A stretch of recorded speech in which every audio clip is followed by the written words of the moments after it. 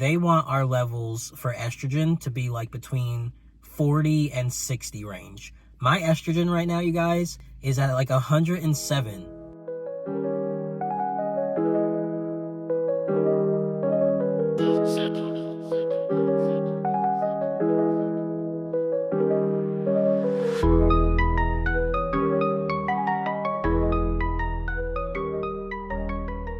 Guys, so today I had a very important doctor's appointment.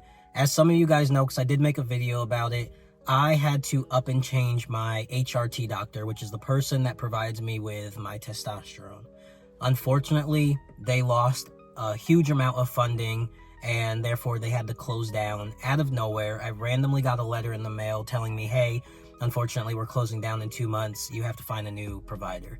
And that sucked. But luckily, I live in a very LGBTQ inclusive area, so I actually found another doctor right across the street from where I was going, and both of them happened to be 4 minutes away from my apartment, so it wasn't hard finding someone else. It was a little scary in the moment, but all is well. But the reason this is important is because I've been making a bunch of videos about wanting to stop testosterone and things like that. And I think it's important because this was the doctor's appointment that was determining whether or not I was going to take a break right now or if I'm going to do it a little later down the road. And so the appointment went amazing. If you haven't seen the previous video, you should go watch that. But as a little recap, I personally want to take a break because of shot anxiety. My estrogen levels are a little bit elevated and my hormone levels are just all over the place to where my side effects, I have extreme heat flashes, which suck. My mood is like all over the place, and it just made me realize that like I kind of just want to exist. I kind of just want to take a pause on my testosterone and just exist. I'm a relatively healthy person overall, and prior to taking testosterone, I was never medicated besides like a little allergy medicine, and I just wanted to kind of go back to feeling like that. And so I wanted to take a break, and I still want to take a break. But after this appointment, it did go extremely well. I realized that I'm gonna just stick it out a bit longer and see if what he recommended helps. And so what he recommended, instead of being bi-weekly, which is what I was doing, he's switching me back to weekly.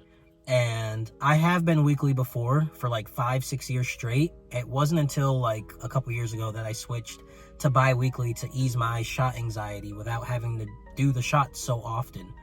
Unfortunately, bi-weekly is really not ideal, and he doesn't recommend people do bi-weekly because a lot of people don't do well on it because it's too long of a span where you'll take your T and you'll be good for a week, but then that second week you dip, like, and your hormones just freak out because it's like, hey, where'd the testosterone go? And your estrogen will start to climb back up because naturally, as a born female, my estrogen is supposed to be higher. So that second week, my body's like, oh, all right, testosterone's gone. Let's spike up the estrogen again. And that's not really good to go like this. So going back to weekly, it is a much more stable way to get your testosterone. And unfortunately, with the bi-weekly shots, I believe, and he believes, that that's why my estrogen has raised. So for trans men, and I think for cis men as well, don't quote me, at least for trans men, they want our levels for estrogen to be like between 40 and 60 range. My estrogen right now, you guys, is at like 107. That's not good. My estrogen is too high. It's not like extremely horrible, but it's not good for obviously what I'm trying to do here. So he thinks that switching back to the weekly will definitely help fix my estrogen levels. And if it doesn't, he's gonna actually have me come back in 3 weeks to get my labs done. And he wants to see after these next 3 weeks of going weekly if my estrogen drops. If it drops, then we're good. We're gonna stick with it. But if it doesn't drop, he's gonna actually put me on estrogen blockers. Now, let me know down in the comments if any of you guys have been on estrogen blockers. I don't even really know how that works. I don't know what it is. And it'll suck if I have to go on estrogen blockers because, again, part of the reason I want to stop taking my testosterone is because I'm sick and tired of having to take all this medication. I don't like being medicated. I don't like having other people in charge of how my body functions. And unfortunately, as a trans man who wants to be on testosterone, it is what it is. But yeah, it'll suck if I have to now be on estrogen blockers as well. So let me know if you guys have experienced estrogen blockers and just how that works, because I don't really know. But yeah, so I really think that all of this stuff will help, especially with the heat flashes. The heat flashes are a dead given that my levels are just way too chaotic. They're not really steady at all. And that's like my number one thing, that the hot flashes gotta go, like, or at least go down a bit, because it's to the point where it affects my day. It affects my day at work, where I have to literally have a fan in front of my face the entire shift. Me and my fiance, we have different body temperatures, so she's always freezing and I'm always sweating, so we butt heads all the time. And yeah, I hope it works. So I am gonna stay on testosterone a bit longer, and if this works, then I might scrap it all together and just stick out being on testosterone. But it's still up in the air. I may stop in the future because there are other reasons, like I said in my last video, with traveling and not wanting to be inconvenienced with needing to find doctors for all this stuff. And just to clear the air, I did want to say, some people were asking, why don't I just go on the gel or other options if I have shot anxiety? It's still beyond just shot anxiety. It's all the things I just listed. And over the years, I've had trouble trying to find insurance that covers the gel and all these other forms, because unfortunately the shots are the most insurance friendly. Of course, the hardest form, the form that no one really wants to take, and that's been my issue. So that's why I've kind of avoided that stuff. And also just with the gel, just having to be inconvenienced and being away from my fiance, not rubbing against her, not like all that stuff just gets kind of troublesome. And with us trying to have children, just, I don't know, I don't want to put other people at risk with having that stuff rubbed off on them, even though I know it's probably not that easy to have it happen, but why risk that if we don't have to? And then the other thing I wanted to touch on is, some people were kind of crazy in the comments. In my last video, I talked about how I prefer to live in some red states, and people took their emotions and ran with it and were like, if you're crazy to think that the red states are any safer than the blue, blah, blah, blah. First of all, I never said it was safer. I know it's not safer. I'm born and raised in a blue state, and I just moved to a red state.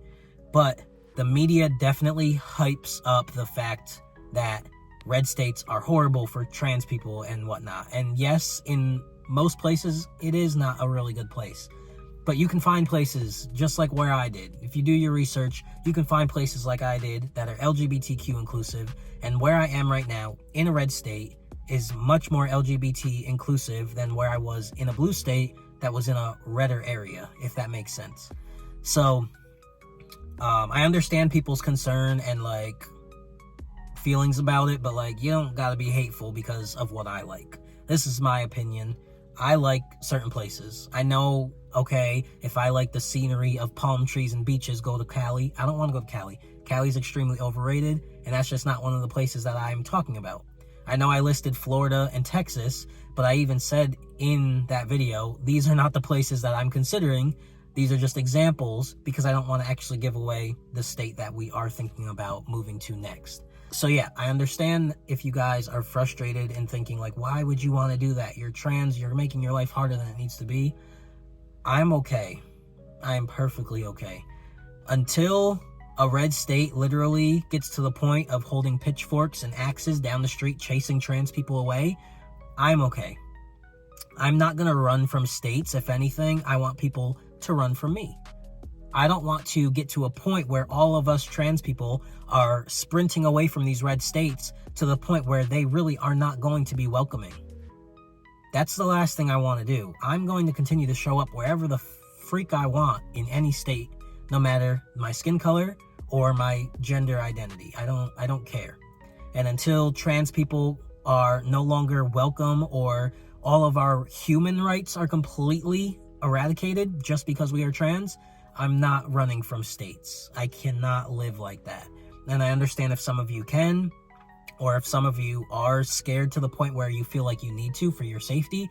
I 100% understand. And I will continue to advocate for people to live where they feel safe. But for me and how I'm built and how I just go about life, I'm not running. I can't run. That is no way to live for me. but I respect those who feel like that's the best decision for them, especially for trans youth. But yeah, I just wanted to clear the air with that because it did kind of get under my skin. Some people were being extremely like hateful and a little toxic because of their emotions, and just respect people's opinion. I'm not telling anybody to move anywhere. I'm saying where I want to go and where I feel comfortable. If I feel safe and I got what I need to protect myself, then it's okay. And as long as I stay educated and on top of everything that's going on, wherever I move is going to be the right decision for me and my family. That's where we are right now. I got to go get ready for work. I just left Walmart, as you saw. I had to go pick up some groceries for my lunch. And yeah, I'm very hopeful for this. I'm very excited. And I will keep you guys up to date within the next few months on how this new weekly shot goes. I definitely think it's going to be good. So yeah, as always, I love y'all. Peace. Also, this is just a random video in the middle of the week. I'm going to post this same day. So there will still be another video this Sunday. So stay tuned for that.